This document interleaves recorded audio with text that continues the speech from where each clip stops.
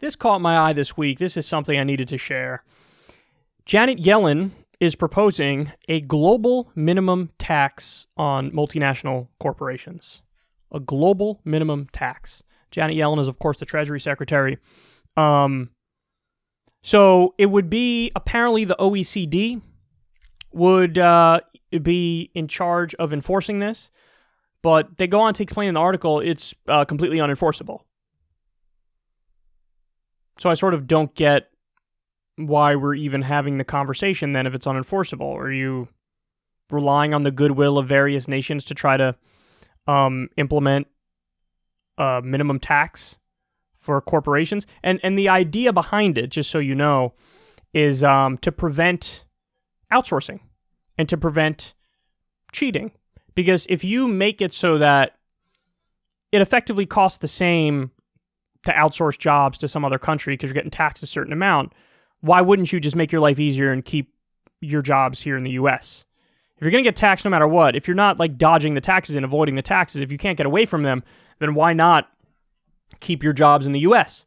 So it's a way to try to stop outsourcing, a way to try to stop tax cheats. And just so you know, it's nearly $500 billion a year is tax avoidance internationally. $500 billion a year, nearly $500 billion a year. Taxes are being hidden. So, and the other thing is this would have to pass through Congress, which it might get through the House, but it wouldn't get through the Senate. There's no way it would get through the Senate. I don't even think it would get through the Senate if you got rid of the filibuster. If you only needed 51 votes, I don't think it would get through the Senate. So I don't really get the idea of why they're doing this. When I saw the headlines, I was like, ooh, that's interesting, and maybe that could have positive effects. But then when you read the details and you find out it's unenforceable, I don't fully get why they would do this. It just leads me to think it's like a virtue signaling exercise, about how we're going to crack down on corporations and we're going to make sure they pay their fair share, but my idea is a totally unenforceable thing. So there are ways to actually crack down on them, but Trump's 2017 tax cut law allowed for repatriation of offshore funds from corporations, and they basically paid next to nothing. They may have literally paid nothing, but they were dodging taxes, keeping it overseas, and Trump was like, yeah, bring all that money back in the country, you're not going to get taxed on it. So corporations really have us by the balls, and the government lets them get away with bloody murder because the corporations bought and own the government.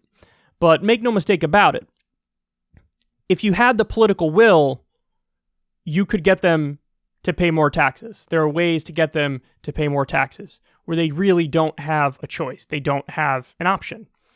But it would require the political will. It would require politicians who aren't corrupt.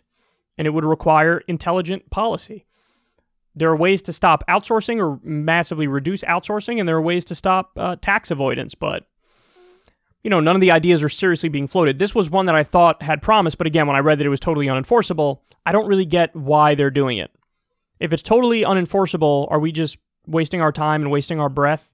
Is it a virtue signaling exercise? Or do they actually feel like it's possible they can get different countries to sign on to a global minimum tax? But listen, the tax conversation overall, I find very interesting, and there's a number of taxes that are being floated by the Biden administration at the moment. And if they reform the filibuster and start doing some of these ideas, it would be wonderful. So they want to repeal parts of the 2017 Trump tax cuts. That would be great because 83% of the benefits went to the top 1%. They want to raise the corporate tax rate from 21% to 28%. That's good, although previously it was 35%. So they should go to that number and get rid of the loopholes. They'll probably go to 28% and get rid of the loopholes.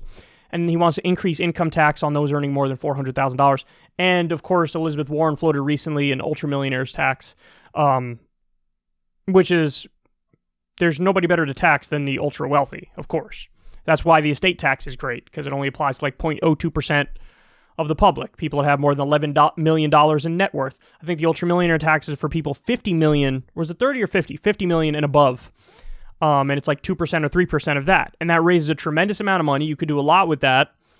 And it also really helps reduce income and wealth inequality. So at a certain point, extreme wealth, its very existence, corrupts the proper functioning of a democracy. And so you need to stop extreme wealth. You need to stop people from amassing too much power, because then they can just buy the system.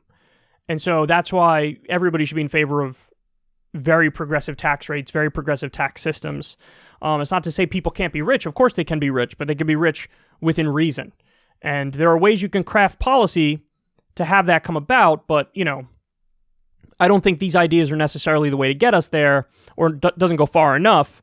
But definitely this global minimum tax, I don't think they could pull it off, but if they did, it would help. It would just be totally unenforceable, so it seems like a bit of a waste of time.